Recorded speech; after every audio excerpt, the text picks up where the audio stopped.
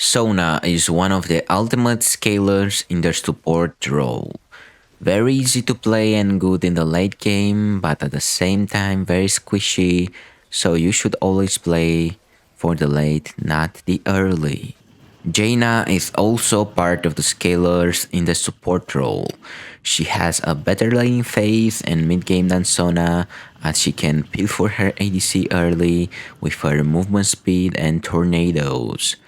In the late game, she excels at team fighting, but she's also squishy, so if you get caught on, you're dead.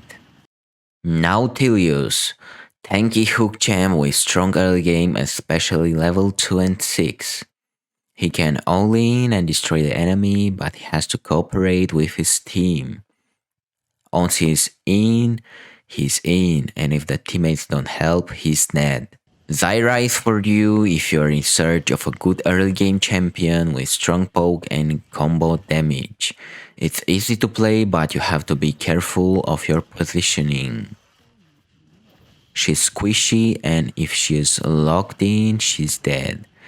If she falls behind, she won't do much the entire game. Seraphine is a high utility champion thanks to her passive and ultimate with crowd control and heals on W. It's pretty easy to learn and has a good mid to late game. In the early game she's pretty weak, so avoid overextending and go for mid game scaling. Morgana is a good wave controller and has an average laning phase to late game, with her anti-CC only and her long route on Q.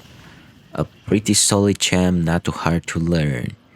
The biggest issues on her are the cooldowns. If she misses her Q, you can harass her for free.